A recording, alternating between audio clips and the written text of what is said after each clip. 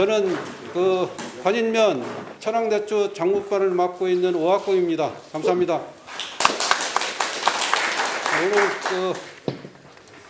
포천 산림조합장님도 오시고 미림원의 인태평 회장님이 강사로 오늘 모셨습니다. 어렵게 모셨으니만큼 필요한 거 또 의문나는 거 있으면 질문하셔가지고 오늘 유익한 그런 하루가 됐으면 고맙겠습니다.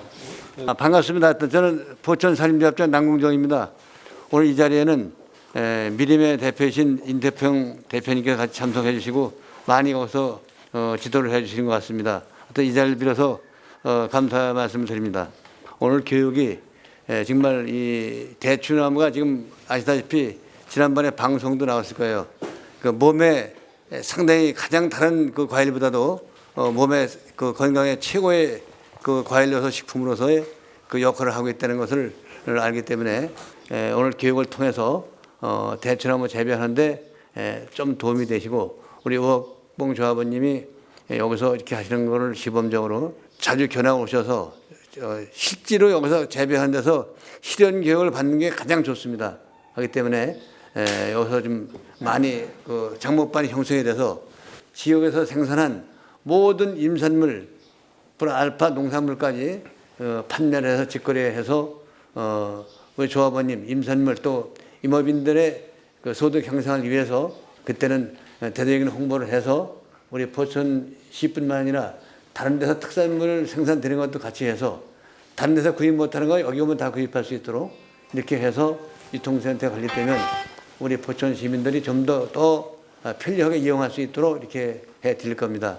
오늘 아무쪼록 좋은 교육이 되시기를 맞이하면서 더운데 건강 주의하시고 코로나에 특히나 더 주의해서 건강한 2월달 되시기 바랍니다. 감사합니다. 네.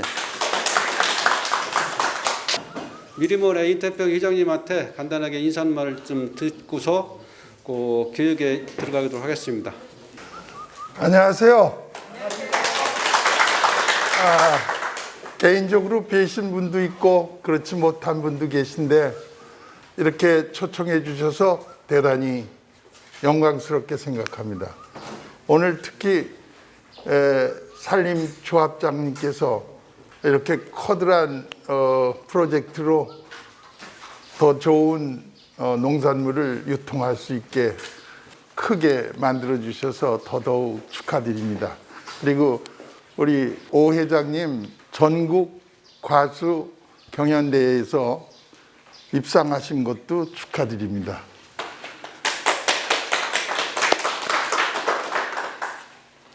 오늘 제가 여러분과 함께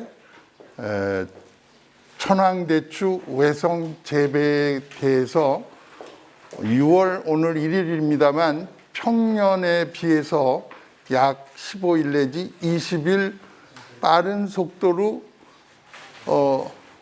기온이 올라갔고 나무도 또한 빠른 속도로 커서 다른 해보다는 조금 더 앞당겨 순치기라든지 거름주기, 농약주기들이 다른 평소보다 좀 더 빠른 시간 안에 해결해야 하기 때문에 몇 가지 질문들도 있으실 테고 또 제가 당부드릴 말씀도 있고 그런 시간을 갖게 돼서 매우 영광스럽게 생각합니다. 올해에 집중적으로 피해를 보신 분들이 어떤 문제점들이 있으시다든지 또는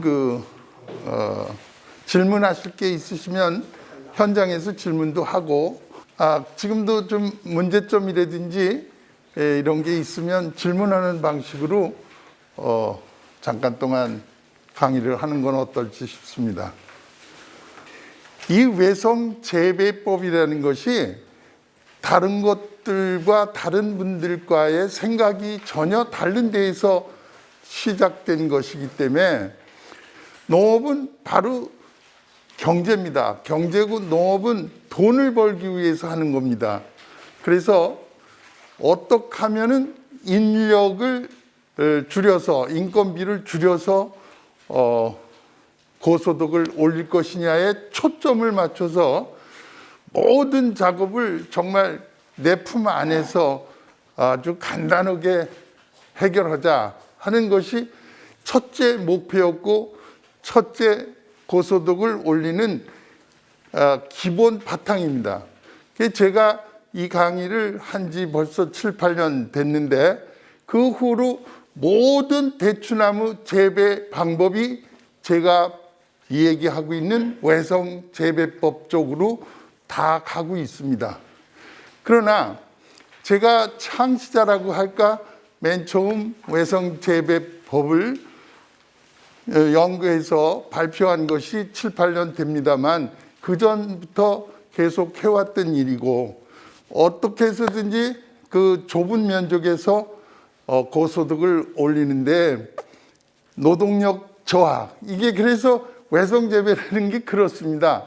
키를 작게 기르고 모든 그 부피를 줄여서 내 품 안에서 쉽게 재배를 하는 것을 목표로 해서 그것을 시행하니까 또 다른 분들도 그것에 영향을 받아서 뭐 외대 재배도 하고 1m 간격에도 심고 뭐 방법을 아주 여러 가지로 하고 있는데 그런 모든 것들이 다 인건비 전략을 위해서 각자들 행하고 있는 일들인데 저는 벌써부터 60cm에 하나씩도 심어봤고 1m에 하나씩도 심어봤고 등등의 여러 가지를 시험해 본 결과 주간 거리 1m 20에 수폭이 2m 정도에서 했을 때 가장 경제적이고 가장 밀도적으로 봤을 때 여러 가지 통풍이라든지 병충해라든지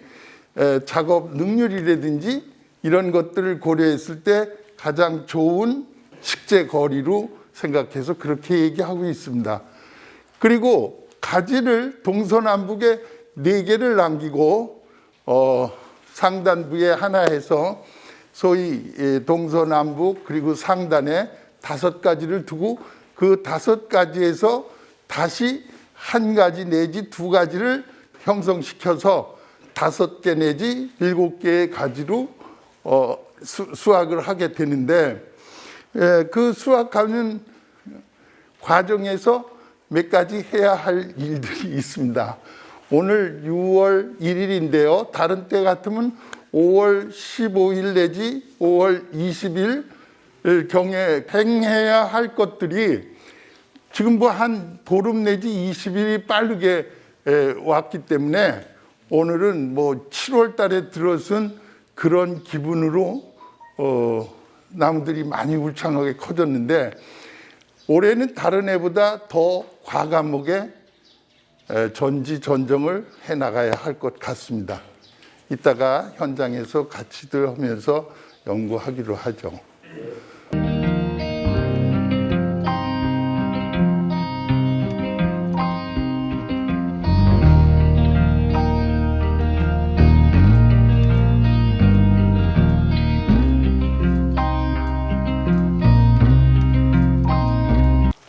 이거 저 회장님, 예.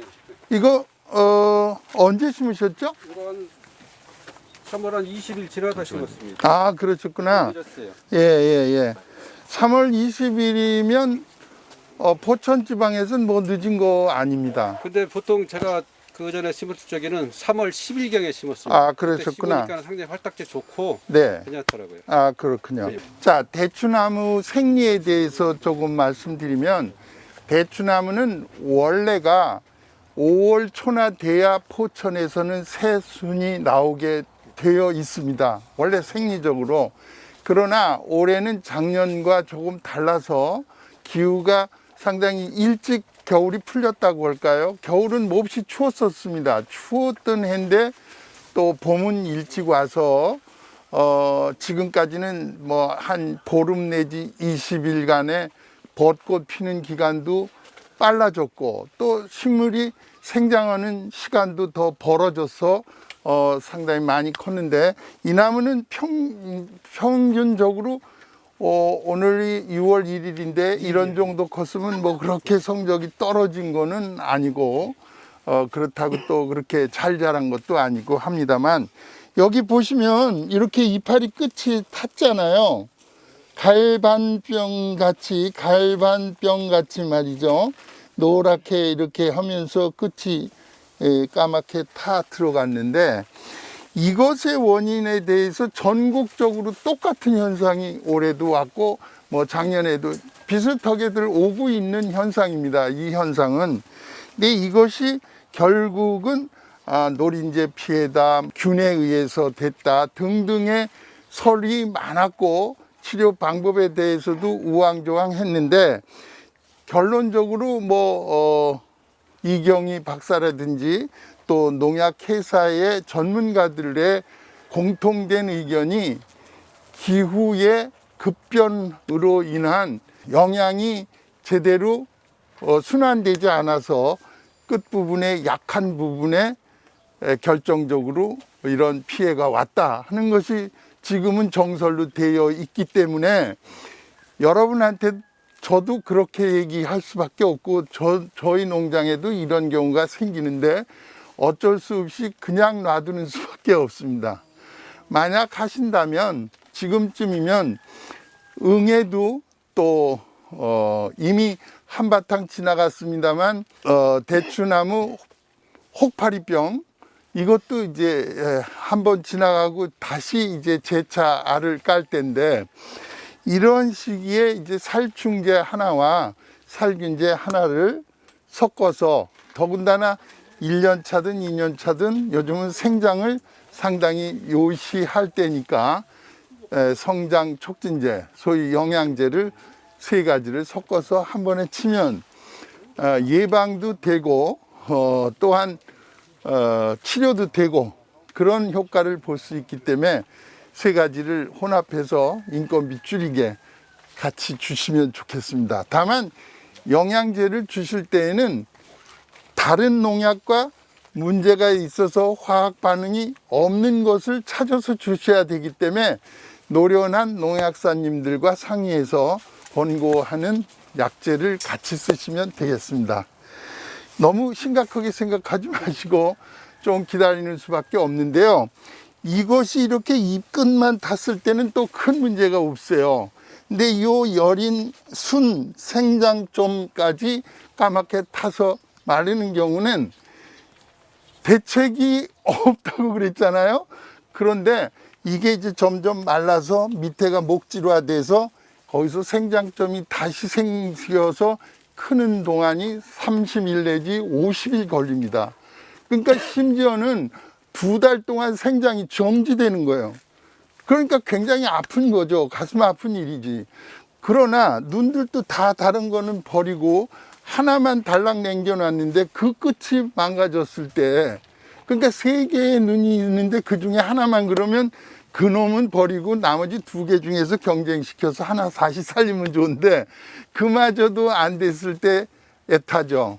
할 수 없습니다. 그건 한 40일 기다리면 밑에 그 여린 순이 딱딱하게 굳으면서 목질화돼서 거기서 새로운 생장점이 생기는데 약 40일, 50일 걸리니까 그거 지난 후에라도 성장하면, 사실 6월달, 지금 6월, 7월은요, 하루에 2cm, 3cm씩 크는 것을 여러분이 잘 아는 일인데, 그렇게 커도 8월, 9월 되면 다 우리 키만큼 2m는 크지기 때문에 그렇게 그 첫 해에 여는 것에 조금 지장도 있고 문제는 있겠지만 크게 너무 실망하실 것까지는 없습니다. 그 살충제하고 살균제는 좀 이름, 약 이름? 알려줄 수 없나요? 약 이름 그렇습니다. 알려줄 수 없는 게 아니라 이 공적인 데에서 어떤 약을 써라라는 것은 금시돼 있고 농약사님하고 상의를 할 것이 첫째고, 두 번째는 우리 PLS에 나와 있죠. 네네. 대추에 무엇을 언제 어떻게 써라. 그걸 참고하시면 되고, 농약의 이름 가지고서 다툴 일은 아닙니다. 어느 걸 써도 거의 같습니다.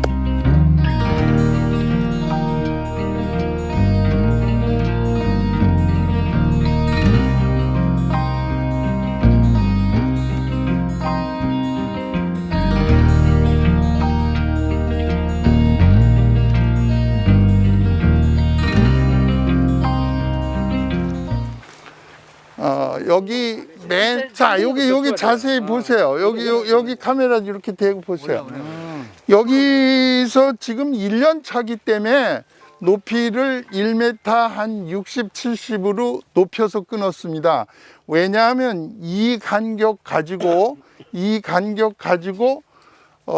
나무를 더 낮춰서 폭을 높이면 그 숫자 면에서 2년 차에서는 오히려 덜 열어요. 그러니까 1년 차에서 보륨을 높여서 최대한 따기 위해서 키를 좀 높였고, 요번 이제 겨울 전정에서는 1m 50으로 내려 자를 겁니다. 그러니까 지금 현재는 요만큼 더 따고 싶어서 이렇게 하신 거예요. 대단히 잘 하신 거고요. 이 위에 상단을 자르니까 그 뒤에서 이렇게 몸에서 나오는 눈은 굉장히 강렬해요. 그리고 직선으로 올라가요. 그게 상하가 우성이기 때문에 그렇습니다. 밑에 눈들은 날이 가면 갈수록 밑에 가지는 가늘어지고 위에 가지들은 굵어질 수밖에 없는 것이 대추나무의 생리예요. 그러면 우리는 사실은 대추나무를 동서남북에 4개만 놔두고 상순 하나를 이와 같이 직선으로 길러서 키를 내가 손으로 딸 수 있는 데까지만 하고, 폭도 제자리에서 양쪽에서 손으로 쉽게 재배하기 위해서 외성 재배를 하는 거 아니겠습니까? 그것을 하기 위해서는 이 밑에 가지를 대단히 중요시 여겨서 밑에 가지가 굵어지고 위에 가지가 가늘게 기르는 것이 아주 매우 중요한 일인데, 그게 그렇게 쉬운 일이 아니에요. 80cm 정도 70cm 남기고 가지를 발육시킨 거예요. 그러나 내년부터는 1m로 올려주고 위에 상단도 1m 50으로 내려주고, 이 동서남북의 그러니까 1m 50에 밑에 가지가 처음 나온 가지가 무슨 가지라고 그러죠? 그게 바로 지하고 가지죠. 지하고를 1m로 놔두고 지상고를 1m 50에 놔뒀을 때 기본이 되는 그 나무의 높이는 150에 1m 빼니까 50cm 안에 동서남북의 4개의 가지를 고루 배치하고 각도가 가장 넓게, 그리고 상아를 하나 길러 놓는 것이 3년생부터 시작하는 영원한 가지를 창출시키는 거예요. 영원한 가지를 고정시키는 거예요. 그 가지에서 4년 차부터는 1년에 10kg 내지 15kg, 5년 되면 완전히 이제 자리를 잡은 수영이 돼서 생전 그걸로 가는 겁니다. 그래서 5년 차부터는 4년 5년 차부터는 1년에 한 나무에서 목표가 15kg 내지 20kg예요. 부피가 늘어나지 않으니까 그 부피 늘어나지 않은 것에서 행해야 할 일이 매년 똑같은 거예요. 그리고 전지 한 번 하는데 제가 맨날 부르짖는 게 1년, 아니 한 나무 전지하는데 1분 이하 걸린다고 그러잖아요. 실제로 그래요. 3년 4년 차 후에 4개의 주지를 1지, 2지, 3지, 4지를 놓고 주간에 1지, 2지, 3지, 4지를 사방에 놓고 상하에 눈을 하나 놓으면 이것은 이제 직간으로 커지고 그 주간이 되는 거죠. 주간의 연장은 매년 1m 50에서 연장해서 주간을 키워서 우리 손 닿는 데까지 키워서 끊고 그 안에서 따고 하기 때문에 3년 이후의 수영은 평생 똑같은 거예요. 그리고 4년 차, 5년 차 되면 완성된 나무에서 수확량도 아까 얘기한 대로 고정이 돼서 20kg 이상 따는 건 욕심이라고 생각하시면 되고, 그런 정도로 아주 고정이 되는 겁니다. 그래서 여러분이 지금 해야 할 일들은 지금 이렇게 여기 생장지가 이렇게 있죠. 그리고 위에는 지금도 보시면 밑에보다는 위로 올라갈수록 강렬하게 크는 걸 한눈에 볼 수 있어요. 여기서 지금 버려야 할 것들이 이런 눈들은 이거 다 결과 지라고 하는데, 이걸 열매순이라고 하는데 이건 순이 아니에요. 정확한 우리 말의 정리를 한다면 이건 순이 아니라 잎입니다. 결과 엽이지 결과 순이 아니다, 그런 얘기야. 그런데 보통 다들 그렇게 얘기하죠. 열매순 뭐 또 생장순 이렇게 얘기하는데 이건 열매순이라기보단 열매잎인데 이 잎은 벌써 오늘이 6월 1일인데 평년 같으면 6월 15일이나 돼야 첫 꽃이 피는데 보름쯤 빠르니까 올해 빨리 피고 지금 거의 다 꽃이 개화 직전인데 이것들은 지금 펴봐야 이것이 익으려면 언제까지 가야죠? 언제까지 가죠? 10월달 9월 말 되고 10월 초 돼야 하잖아. 그럼 지금 6월 1일 아니야. 6, 7, 8, 9 며칠이에요? 약 100일이 넘잖아. 120일이지. 근데 대추는 얼마 만에 완숙돼? 아시는 분? 2달? 꽃이 펴서 열매가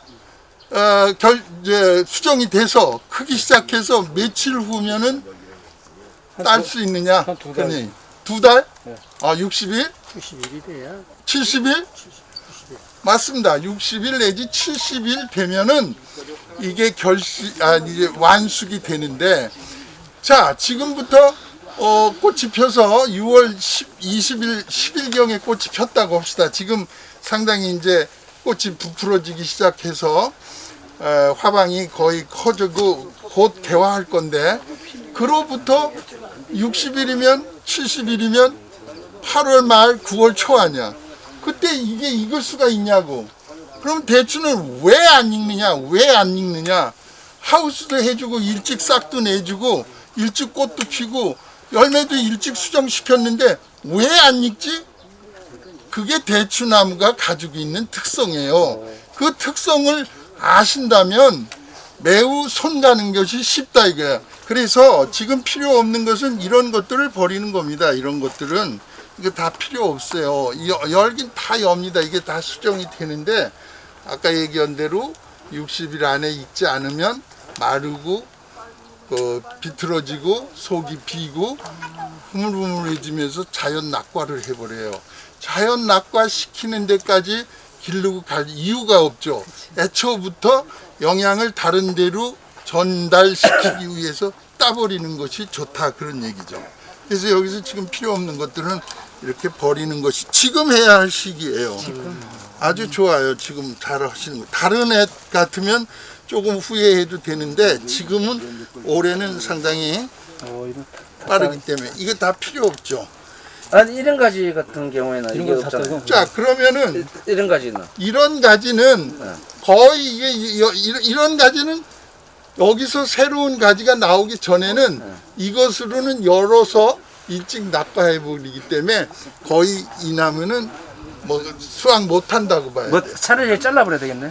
잘라 버리는 경우도 있고 이것으로 익어서 완숙될 때까지 간다는 건 어려운 일이고 이게 없어도 아무 지장 없어요. 그렇죠. 지금 이것들의 이것도 그렇고 이것도 그렇고 거리가 지금 가까웠기 이제 없는 게 때문에 많이 그래서 가지를 아래로 내려올수록 이 강한 가지가 자꾸 쇠약해지는 경향이 있다고. 그러니까 너무 이렇게 총총이 많을 때에 이런 가지만 있을 땐 아예 버려버려도 아무 상관없습니다. 과감하게 이런 잘라주라 이거죠. 이런 것을 도장지라고 그러죠. 네. 이런 걸 도장지라고 그러죠. 사실 이건 도장지라고 해도 맞고 정상적으로 자라는 가지라고 해도 맞아요. 이것은 전부 열매 여는 가지예요. 이것이 계속 성장하는데 이것도 우위로 성장하고 이런 가지들은 성장기이기 때문에 계속 성장하되 이런 것들은 전부 성장할 수 없는 결실엽이에요. 결실잎. 그렇게 얘기하시면 되겠고요. 여기서 일을 기를 경우에요. 네. 처음에 이 전지로는 과정에서 그럼 여기를 잘라버리고 여기서 나온 걸 이렇게 키우면 안 되나요? 여기서 길렀을 때 안 나오면 어떡할 거예요? 여기서 나오죠. 그것은 이렇게 둘만 남기거나 하나를 남기는 분들도 있어요. 이것은 너무 몸에서 가까울수록 통풍이 안 돼. 오히려 그래서 내가 하는 이거는 1m 아래까지 기르는 것은 2년 차까지만 허용하는 거예요. 아까 3년 차부터 1m로 높여라고 그랬잖아. 높이고 나서 그 밑에 거는 버리는 거예요. 그러고 여기서 요걸 3개 내지 4개를 척까지는 둬라 그래. 양쪽까지는. 그 위에까지는 2개 내지 3개를 줄여서 잘라줘라 그 얘기야. 그것은 어떻게 밑에서는 통풍이 더 잘 돼야 되겠다 이게 위에보다. 그러니까 굉장한 과학적인 얘기지. 그냥 무턱대고 다 이거 자르는 사람도 있어요. 나도 그렇게 물론 해봤지. 다 시험 재배 해봤지. 그리고 더 가까이 가는데 하나씩 해서 외대로 해서 몸을 하나 뚝 잘라서 거기서 받자 그 얘기야. 그렇게 봤더니 묘목은 2배, 3배, 4배로 들어가고 그 다음에 수학은 아예 이렇게 내 품 안에서 하는 것보다 비경적이더라 그런 얘기야. 그 두 나무에서 딴 게 이거 하나에서 딴 것보다 훨씬 적더라 그 얘기야. 그러면 어떻게 해야지 돼? 묘목값도 줄여야 되고 인건비도 줄여야 되고 뭐하러 굳이 많이 심고 덜 따느냐 그런 얘기죠.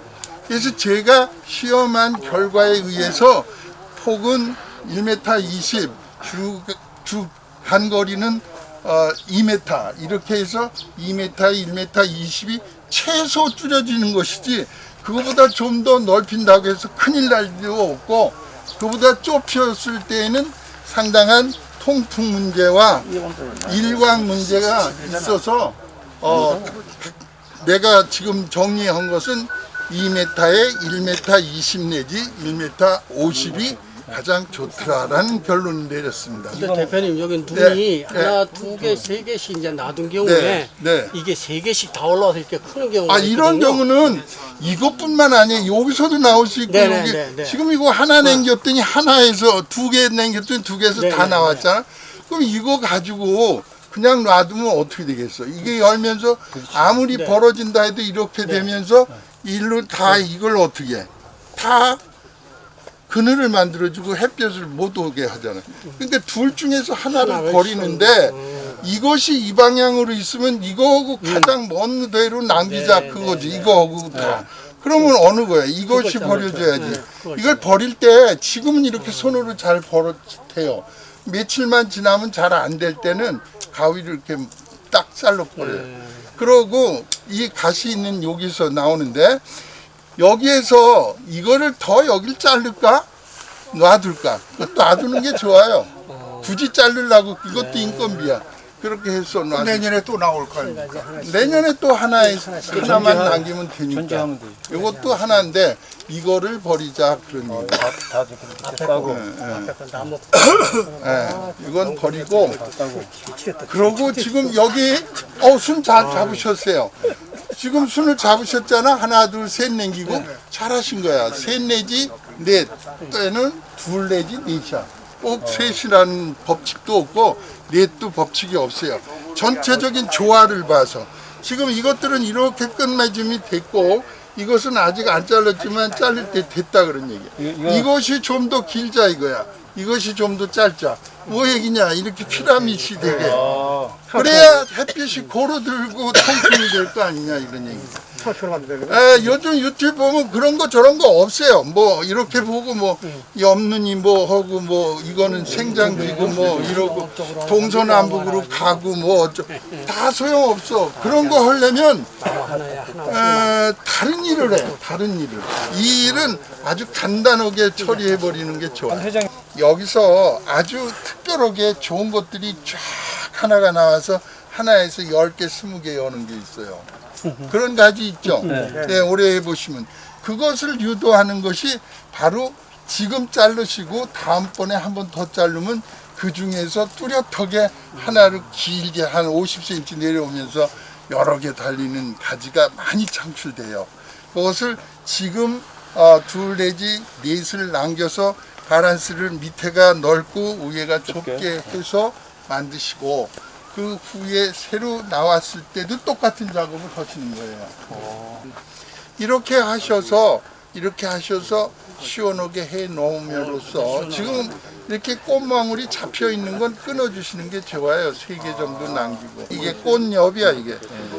꽃 열매 여는 엽이에요. 그래서 이걸 결과엽이라고 나는 얘기해요. 근데 결과순 결과 순 이렇게 얘기하는 순은 아니죠. 이건 엽이지. 이걸로 해서 더 크는 것이 순인 거예요. 이런 것이 순인 거예요. 끝이 살아서 더 올라가는 게 순이고 여기 있는 2% 거 이렇게 따지 마라. 끝나는 것은 여기 있는 거는 엽이요. 이제 다 달아야죠. 이런 거 전쟁하실 때 똑같은 얘기예요.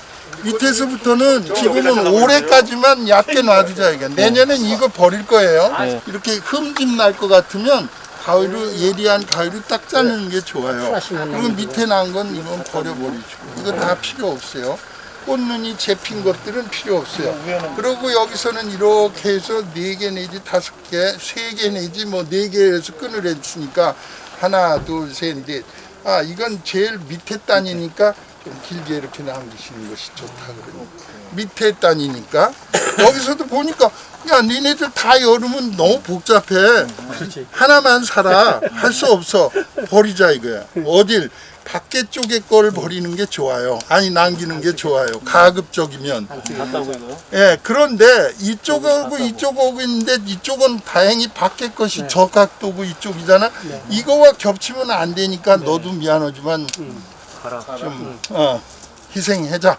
그리고 너희들은 뭐 여기에 지금 집중해서 니네 여는 건 좋은데 열었다가 10월 이전에 떨어져 버리니까 익질 못하니까 따버리자 그런 얘기야. 이런 정도 따버리시면 되겠어요. 그러고 왔더니 하나 둘셋 넷이고 넷 다섯이지만 이런 정도에서 자르면 이거보다는 이것이 짧고 이것은 좀 더 길게 자르자 그런 얘기. 이렇게 이 손이 이제 많이 가겠죠. 마음의 결정은 내가 자신 있을 때 손이 간다고. 근데 모르니까 손이 안 가는 거야. 이제는 손 마음대로 막 가셔도 되죠. 자 이렇게 했더니 아래 단은 시원하게 정리됐어. 위에 단도 마찬가지야. 가급적이면 안에 있는 걸 버려라. 왜? 안에는 통풍이 더 덜 된다. 그러니까 안에 걸 버리자. 그러고 이 각도가 이놈하고 가장 먼 데 걸로 남기자. 그랬더니 넌 없어져야 좋겠다. 이렇게 되는 거야. 이것도 너하고 이쪽하고 겹치니까 너는 미안하지만 없어지자. 이렇게. 그런데 이렇게 됐을 경우에 여기를 자르는 거고 여기를 자르는 거고 그건 아까도 설명했는데 여기를 세 순을 자르세요. 내년에 2개 중에서 하나를 또 유도할 거니까 그때 지금부터 자르는 헛수고 하지 말아요. 7월달, 8월달 되면 어떻게 해요, 이게? 어떻게 해요? 하늘을 가릴 수는 없잖아. 아니, 한기를 더 시킬 데가 없는데. 이게. 할 수 있을 정도로 최대한 해야지 설명을 되죠. 드릴게요. 네. 상하 스프리클러를 시키라고 이렇게 되어 있습니다. 이게 농약 방제도 하지만은 활수도 하고 제가 요즘에 계속 사용을 하고 있는데 요거 한 5분 정도 작동하면은 이 하우스 온도가 10도 이하로 떨어집니다. 하루에 정 더우면 2번, 그렇지 않으면 한 번만 해주면은 이 안의 온도를 10도까지 떨어질 수가 있어요. 시원하다 진짜. 다 자르는 거예요. 이거 다 가지. 그럼 내가 그랬잖아요. 이거는 내비두는 거라고요. 안에 길게 만든 게 그걸 다 자른 거예요. 내가 이건 무조건 이거까지 내비두는 거예요. 이걸 다 따주세요. 사장님, 지금 기왕 말 나온 김에 이 기비에 대해서 좀 얘기 드릴게요. 기비는 1년에 한 번 오는 중점적인 거름이에요. 기초 거름이라서 기비요. 이것이 발효된 것을 주는 경우도 있지만 발효되기 전에 공급받는 경우도 있습니다. 그런 경우를 대비해서 나무를 심을 때에는 완숙되지 않은 퇴비는 뿌리 근처에 넣지 않고 심는 게 좋아요. 그러면 덜 숙성된 것은 언제 넣느냐? 가급적이면 10월, 11월 달에 넣어서 완숙을 자연스럽게 시키면서 지금 여기 오 회장님 댁에도 이 퇴비를 충분히 많이 넣잖아요. 이게 다 위에 그냥 건천에 올려놓은 거란 말이에요. 근데 이것은 여러 차례에 걸쳐서 물을 주면서 가지고 있는 영양을 땅속으로 용탈시켜서 다 끌어내린 거예요.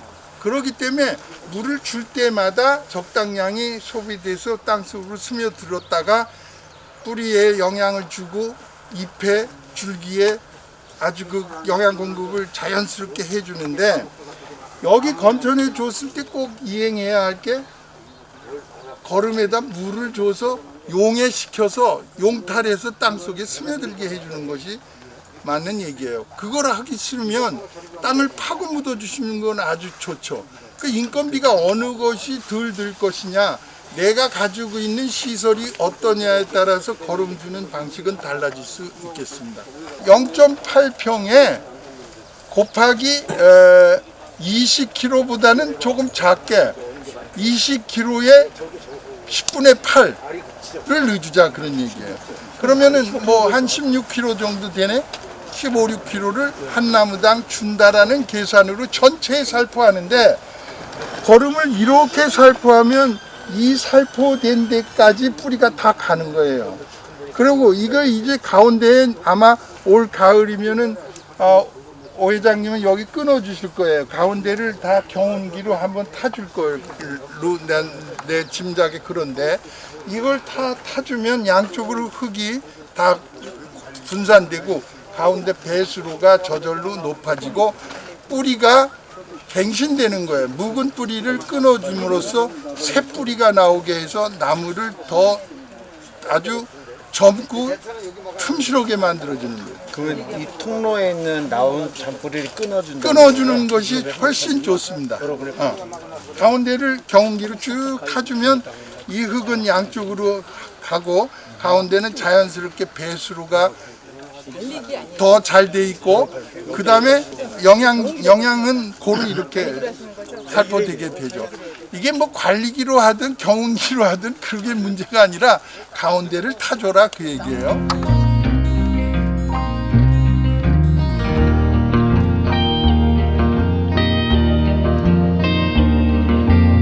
뭐 1년차, 2년차, 3년차 같은 경우는 수확이 그렇게 과히 많다고 보지 않고, 또한 병충해 내지는 재해를 봐도 그렇게 많이 봤다고 판정을 못하는 건가 보더라고요. 그래서 수확량 때문에. 예, 수확량 때문에. 그래서 4년차 되면서부터 보험이 들 수 있도록 네. 저희 좀 만들려고 노력을 하니만큼, 아마 그 포천 관내에서 4년차 이상 되신 분들이 있는지 모르겠지만 내년에부터라도 4년차는 보험을 들 수 있도록 노력을 하겠습니다. 그래서 아마 이제 올해부터 그게 몇 년 심은 게 이제 그게 이력이 돼야만 그게 그 보험 그 걸로 본사로 가서 그 농림식품부에다가 얘기를 해서 보험이 일상 우리 보험 상품으로 이제 나올 수 있으니만큼, 포천 다른 농협에서는 안 하더라도 포천에서 오신 조합원님들은 우리 농협에서 가입이 될 수 있도록 유도를 하겠습니다. 장국반님들의 그 각자 몇 평에 맥주를 심으셨는지, 몇 년생이 맥주인지 그거를 정확하게 판단해서 농협에다가 주시면 이거를 우리가 이제 손해보험에다가 얘기해서 그것을 자료로 해서 일상 보험이 될 수 있도록 2022년에 4년 차들은 보험이 들 수 있도록 노력을 해보겠습니다. 그러니까 좌우지간 이렇게 강사님이 땀을 흘리시면서 우리 벼농사가 4배칠, 5배칠이 아주 대박이거든요. 네. 좌우지간 천황대추가 5배출, 6배출 나서 이렇게 땀 흘리신 대가가 여러분의 피땀을 인해서 크게 수확이 많이 됐으면 좋겠습니다. 우리가 좀 일조를 하겠습니다. 농협에서도. 감사합니다. 네, 고맙습니다. 감사합니다. 자, 이것은요, 지금 하나, 둘, 셋, 넷을 남기고 사방에 남기고 요거까지 5을 뒀더니 아래까지 해서 맹아가 나오질 않았어요. 그러면 이곳에서 안 나온 이유가 뭘까? 이거 너무 바짝 잘라서 겨우 나올 수도 있고, 이거 안 나와도 아무 상관없어요. 이것들은 열긴 여는데 아무 필요 없다. 그러니까 지금은 이렇게 개화되는 가지는 다 버리자 이런 얘기예요. 개화가 된 것들은 버리는 게 좋고요. 이런 정도 버리시면 되겠고, 이 각도를 이렇게 넓혀 주시라. 자, 하나, 둘, 셋, 넷 중에서 3개를 하나씩 남기고, 이놈은 왜 둘을 남겼냐? 여기서 이 각도가 180도도 넘는 데다가 이 위에서 겹쳐지는 가지도 없기 때문에 이렇게 벌려주면 되기 때문에. 벌려주는 게 아니에요. 나무의 생리는 자기들이 살 곳을 찾아서 넓은 데로 가요. 저절로. 그걸 유인하려고 일부러 애쓸 거 없어. 그냥 자리만 마련해주면 지가 알아서 제자리 깔아요. 아시겠죠? 그럼 일로 와서 보시면 여기 이렇게 봤니? 너도 여기서 3개씩이나 나왔어. 그러면 너도 뭐 좀 손을 봐야 되겠다. 그런 얘기죠. 이 가운데 것을 보자 그런 얘기예요. 그러면 이게 각도가 넓어졌죠. 여기서 이렇게 해서 커지겠죠. 이거는 이렇게 되고. 그러면 어떻게 돼요? 상당히 시원해졌죠. 근데 여기 중간에 직선으로 자라는 이 도장지라고, 우리 대추는 도장지가 전부 다예요. 어떻게 보면. 그리고 전부 다가 결과지야. 그러니까 도장지 따로 결과지 따로 생각할 것도 없어요. 이렇게 했고 옆에서 나온 것은 있으면 따주자 이겁니다. 뭐 이게 전정 끝. 요것은 이쪽에서 보니까 아 너도 이것도 복잡해. 버려. 왜? 이놈에서 커서 여기 커버해 줄 거니까. 높이는 더 이상 크지 말자. 내 손 닿는 데가 높이예요. 그 다음에 크는 것은 그 위에서 조금 더 커지는 거는 조금 휘어잡고 끊어주셔요. 그럼 거기까지만 열매가 열기 때문에 딸 때도 휘어잡거나 딸 때는 열매가 열어서 저절로 내려와요. 그래서 손 쉽게 딸 수 있어. 조그만 의자 하나라도 놓고 따면 비경제적이야. 돈이 엄청 들어. 우여먹기도 하고. 다 빠지고 돈이 더 들어가요. 훨씬 많이 들어가. 아예 시사가 아니라서 예. 열매 뭐 비바람 불어도 상관이 없는데 예. 노지에서 할 때는 여기에 엄청나게 많이 무겁게 달릴 텐데 그 뭐 따로 이렇게 묶어주거나 그러지 않아도 되나요? 절대 대추나무는 가지가 찢어지는 일이 없어요. 아, 네. 대추나무 가지 같다는 말, 대추나무 뿌리 같다는 말이 아주 그 열악한 데에서도 견딜 수 있는 힘이 있어요. 아무리 많이 열어도 처지지 부러지거나 찢어지지 않습니다. 사과나무 같은 경우 밑에서 다 대줘야 되고, 그런데 저 위에서 끈으로 해서 내려오면 내주는 분들이 있어요. 그리고 이 밑에서 가지를 도출시켜요. 1m 정도에서 끊고. 그 방법으로 하면 두 번 괜히 일하는 거야. 여기서 있는 가지가 내려와 봤자 우리 허리 밑에까지 내려와서 더 이상 안 내려오는데 뭐하러 밑에서 해서 다시 집어매냐고. 그렇게 다들 하고 있다고. 그렇게 하지 말어. 그거는 옛날 사과 하던 그런 기분으로 째지면 어떨까 뭐 그래서 그러는지 아무 생각 없이 그러는지 보기 좋으라고 하는지 모르겠어. 그러나 우리는 경제적인 농업을 해야 되기 때문에 절대 필요 없는 짓은 하지 말아요. 예. 대신 이 지하고를 높여주시는 것이 관건입니다. 꽃이 언제부터 피느냐 하면 6월 10일부터 8월 10일까지 거의 2달 동안 60일 내지 70일 동안 계속 피고 지고 그래요. 그러면서 물이 져서 보름에 한 번, 한 20일에 한 번씩 3차에 걸려서 뭐 초복, 중복, 말복에 많이 핀다고 그런 유튜브 나오죠. 마찬가지로 그런 얘기 같이 물이 져서 세 그룹으로 나눠서 왕창 필 때가 있어요. 그때 중에 두 번째 필 무렵 그리고 세 번째 핀 것들이 오히려 결과했을 때 좋은 성과를 내지 초기에 꽃이 펴서 많이 열은 것들은 낙과되는 일이 많더라. 지금 꽃이 많이 잘 피고 있더라고요. 그런 것은 올해는 다른 해와 달라서 좀 일찍 핀 병향도 있지만 일찍 핀 것들은 꽃을 따 버리시는 것이 좋습니다. 그럼 회장님 이것도 열심히 지금이라도 떨어져요. 지금이라도 음이 나오는 걸 길러서 예. 다시 그럼 받아볼 수 있습니다. 그렇게 나오면 꼭 받으세요. 그래서 이런 형태로 만드셔도 시간적으로는 충분합니다. 지금 다시 음이 나오면 받아가지고. 네. 알겠습니다. 1년생 같은 경우에는 저 물을 지금 요새 같으면 며칠에 한 번씩 주는 게 좋은 질문이에요. 물 주기는 누구고 다 잘하는 것 같지만 상당히 한 번 더 생각해 볼 필요가 있어요. 맞아요. 물 주기라는 것은 나는 100점으로 주고 있는데 실제로는 나무가 나한테 얘기를 하지 않아요. 나 배고파, 나 죽겠을 때 그때 얘기한다고. 아유, 나 목말라 진짜 죽겠다. 그랬을 때 우리가 육안으로 보고 물이 모자르다 하는 건 상당히 늦은 후다 그런 얘기예요. 그럼 물을 또 너무 많이 주면 뿌리가 물을 주면 뿌리는 산소 동화 작용을 하는 거예요. 잎은 탄소 동화 작용을 하고 그럼 땅 속에서 공극이 없으면 땅 속에 그러니까 공기 주머니가 없으면 숨을 못 쉬는 거예요. 나무는. 그런데 맨날 점질의 토양에 물을 잔뜩 주면은 토양이 쉽게 산소 호흡을 못 하는 거예요. 토양에서 뿌리는 산소 호흡을 한다고 그랬잖아. 산소 공급이 안 될 정도로 물을 자주 줘서도 안 되지만 너무 메마르면 뿌리가 활동을 못하고 활력을 잃고 말라버려요. 죽어버려. 여러분, 뿌리는 평생 땅속에서 계속 큰다? 아닌데요? 그럼요. 계속 안 크면 어떡할 거예요, 땅속에서? 자꾸 죽고 크고 자꾸 죽고 그러는데요? 맞습니다. 그게 땅속에서 뿌리가 미근은 자연적으로 돌출돼서 나왔다가 자연적으로 사멸되고 하는 것을 번복하는 거예요.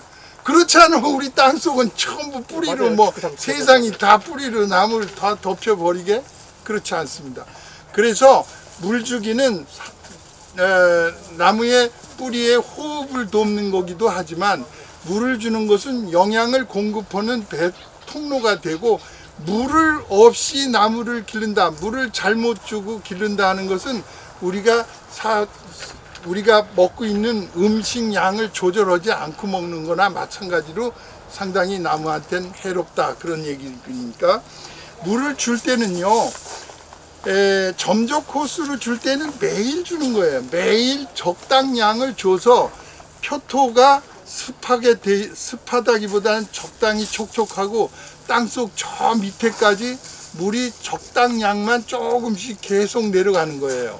그렇게 해서 주는 것이 점적 관수기 때문에, 점적 관수로 물을 줄 때 뭐 일주일에 한 번 준다, 열흘에 한 번 준다 하는 얘기는 틀린 얘기고요. 그러면 물 주는 시기를 어떻게 아느냐 하면 내 땅은 다 달라. 어떤 사람은 사질이고 어떤 사람은 점질이고 어떤 사람은 양토가 돼서 물이 적당히 빠지고 어떤 사람은 마사나 모래로 돼서 쭉쭉 빠지잖아. 그럼 내가 이렇게 땅을 파봐요, 한번. 여기는 이제 거름이니까 이건 제외됐겠죠. 파보면 여기가 표토 색깔이야, 그지? 그래서 좀 더 파봐. 아직도 표토 색깔. 여기 촉촉해. 이것이 한 메디 정도를 팠을 때 습도가 보이면 그때가 물 줄 때예요. 지금은 이거는 물 줄 때에 가까운 거예요, 지금. 그래서 이렇게 한 마디를 이렇게 파봐. 이렇게 파서 여기 습도가 조금 있다, 조금 많은데 그럼 내일 주지, 모레 주지. 이게 가늠이 오지, 자기 나름대로. 그러거나 이렇게 파봐요. 정말 이렇게 파서 한 5cm, 7cm를 파봐. 이렇게 파면 이렇게 파서 이렇게 땅을 보면 이렇게 만져봐. 부슬부슬하게 팍 퍼진구나. 물 줘야 되겠다. 그럼 물 줘야지 되겠어요. 내일이나 뭐 오늘이나 내일이나 뭐 이런 정도에 주시면 되겠는데, 그렇게 가늠하는 뭐라고 할까, 팁이라고 할까, 그렇게 하시면 되고, 내가 가지고 있는 토양이 점질이고 물이 안 빠지지만 그래도 큰 탈이 안 나는 땅이 있고, 아주 물이 잘 빠지는데도 불구하고 너무 물을 자주 주면 또 문제가 되는 땅도 있고 그래요. 그래서 자기 땅은 자기가 아는 친화력이 있어야 돼요. 내 땅은 내가 땅과 뭐 이야기를 할 수 있는 그런 사람이 돼야 되겠습니다. 그러고 보면 결국은 적당히 물 주라, 그런 얘기예요. 회장님, 예. 저희가 올해 처음 심었어요. 예. 그래서 지금 천백줄 갖다 심었는데 예. 저희가 처음 들을 때는 물을 열흘에 한 번 정도 주세요. 그래서 저희가 지금 말씀을 했는데 지금 여기 좀 충격이, 저희는 열흘에 맞춰서 꼬박꼬박 낮춰 체크해서 저희가 줬단 말이에요. 예. 지금 말씀대로 파보기도 하고. 예. 그러면 좋아요. 예. 그 땅이 어떤 땅이에요? 배수가 잘 되고 괜찮은 땅이에요. 그러면 잘하신 거예요. 열흘에 한 번씩 내가 주라고 하는 얘기는 보편성 있는 보통 양토에서 하는 얘기예요. 좋은 땅에서. 그것도 언제? 5월, 6월, 7월, 8월, 9월까지 열흘에 한 번 정도 주니까 좋은 옥토에서는 우리나라 중부지방에선 좋더라. 우리나라 전역이 마찬가지입니다만 좋더라. 그래서 열흘이라는 기준을 뒀고, 내 땅이 사질인 경우에는 7일이나 8일로 땡겨서 줘야 될 것이고, 너무 내 땅은 점질이다 하면 열이틀이나 보름으로 옮겨서 줘야 될 테고, 여러분이 제일 중요시 해야 할 게 물을 줄 때요, 하우스에서는 한 달에 한 번은 무조건 줘야 돼요. 언제? 휴면기에 들어서는 열흘에 한 번 주는 게 아니라 한 달에 한 번 주는 거야. 왜? 하우스 안에서는 외부의 영향을 전혀 못 받아요. 비도 한 방울도 못 받지, 진눈깨비든 뭐든 눈이든 외지가 아닌 여긴 제한된 곳이기 때문에 한 달에 한 번 겨울에도 물을 꼭 주십사 그 얘기예요. 안 주면 아까 얘기한 대로 미근이 땅속에서 더 빠른 속도로 죽어나가요. 그럼 다음 해에 크는데 지장이 있으니까 한 겨울에도 11월 되면 완전히 수확 끝나고 11월 되면 이제 더 나무가 안 크잖아요. 가랑잎 지고 낙엽이 져서 그러면 물을 안 줘도 되지 내년 봄까지. 큰 실수다 그런 얘기. 11월에 한 달에 한 번, 12월, 1월, 2월, 3월까지 주고 4월부터는 보름에 한 번 주고 5월부터는 정말 무성하게 자라는 아주 왕성기예요. 그때는 열흘에 한 번 주는 것이 보통 좋은 땅을 갖고 있는 하우스에서의 얘기예요. 그러면 노지에서 비가 오는데 오늘 비가 계속 왔어. 그리고 3일째나 왔어. 끝날 날로부터 열흘 후 옥토라면 다시 물을 주자 그 얘기야. 그러면 오늘 열흘째 됐는데 내일 비가 온대. 오늘 줘야 돼 안 줘야 돼? 그래도 줘야 되는 거 아닌가? 왜 줘야 돼? 안 줘도 돼요? 왜 안 줘도 돼? 키우는데요. 오늘 배고픈데? 당장 오늘 배고픈데 당장? 이 여사님 말씀에 100점. 일루 박수. 왜냐? 내일을 위해서 오늘 배가 고플 수는 없어요. 생일 잘 먹자고 오늘 굶을 수 없어. 그 스트레스를 해소시켜야지 돼. 나무는 굉장히 민감해요. 그래서 내일 줄 비가 온데도 오늘 물 주자. 나무가 성장할 때는 물이 다소 많아도 아무 지장이 없어. 그런데 성장할 때 물이 모자르면 큰 피해를 줘. 그 거꾸로야. 그래서 여러분이 혹시 좋아하는 분재가 또는 관엽식물이 있는데 내일 모레 가서 한 3일 자고 와야 되겠는데 매일 주던 물을 못 주게 생겼어. 그럴 땐 세숫그릇에다가 담궈 놓고 화분채 갔다 오도 아무 지장 없어. 성장기 때문에 그래요. 근데 낙엽이 들어서 11월이나 12월에 잠깐이라도 물 가잉돼서 진 이렇게 많이 있다 하면 그 해의 탈이 100% 나는 거예요. 그래서 나무가 얼어 죽는 것은 겨울에 물 빠짐이 되지 않는 밭에서 많이 오는 겁니다. 습한 땅에서는 월동을 못하는 게 아니라 뿌리가 상해서 죽는 거예요. 그런데 대추나무 월동이 안 되더라. 그거는 잘못 관찰한 거예요. 대추나무는 절대 얼어 죽지 않습니다. 땅이 보습력을 갖고 있을 때 절대 안 얼어 죽는다 그런 얘기예요. 여기도 굉장히 추운 데 아니에요. 여기 관인이면 철원하고 같잖아. 남한에서 제일 추워요. 남한에서 제일 추운데도 안 오잖아. 안 죽잖아. 이거 맨날 문 열어놓잖아. 안 얼리고 안 죽. 왜? 물 빠짐이 좋고 원래 갖고 있는 천황대추의 지구력 때문에 월동력 때문에 괜찮습니다. 무슨 이유가 있을까? 첫째가 비를 안 맞추는 거야. 첫째가 우리 하우스의 요소 필요한 게 첫째가 열을 가해주는 거겠지. 그래서 하우스 이전에 뭐라 그랬어? 온실이라고 했어. 온실은 온도를 실제로 높여줄 수 있어서 온실 안에서 모든 작물을 길렀어요. 그 다음에 또 꼭 필요한 것이 비를 맞추지 않아야 돼. 이 문제는 비를 안 맞춰야 된다는 거는 일반적인 농업에 전혀 지식이 없는 사람은 깜짝 놀랄 일이지만 절대 비는 맞추면 안 돼요. 세 번째가 바람을 막아줘야 돼요. 바람을 막지 않으면 그 안에 있는 작물들을 잘못하면 수확기에 다 날려보낼 수 있는 것이 과체류 혹은 이 과수예요. 열매를 따는 것들은 바람과 아주 직결돼 있다 그런 얘기예요. 그 다음에 뭐가 또 좋아?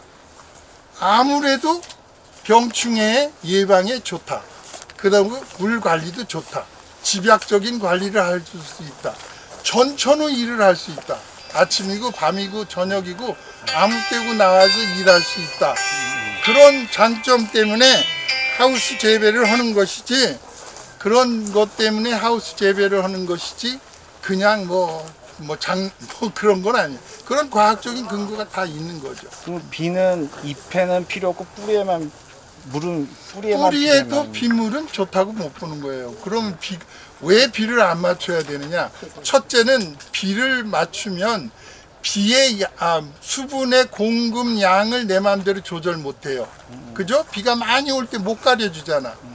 두 번째는 그 비를 맞으면 그 비에서는 좋지 않은 물질이 다 갖고 내려와요. 그렇죠. 우리가 그러면 뭐 질문하신 분은 차에서 내려서 집까지 한 5m 되는데 왜 손으로 이렇게 가리고 뛰어 들어가요? 머리에 비 한 방울 안 맞고 싶어서 그런 거야. 얘들도 마찬가지야. 비는 모든 지금 뭐 미생물이라든지 뭐 이런 좋은 것도 갖고 있지만 해로운 균충을 갖고 오기 때문에 맞춰서는 안 된다. 그런 얘기예요. 그러면 지하수를 끌어서 물을 주는 거하고 뭐가 다른? 지하수는 빗물이 오랜 동안 정제돼서 땅속에 모여 있다가 정제된 물이 나오기 때문에 자연수나 지하수를 쓰시면 좋은 거죠. 그런 차이입니다. 유기질을 충분히 주시고 깊게 갈아엎어서 골을 잘 타고 나무는 높은 곳에 심는 겁니다. 큰 의미에서 얘기하면 두둑 위에다가 심는 거죠. 그만하시죠, 회장님. 너무 땀 흘리다. 이거 죄송스럽네요.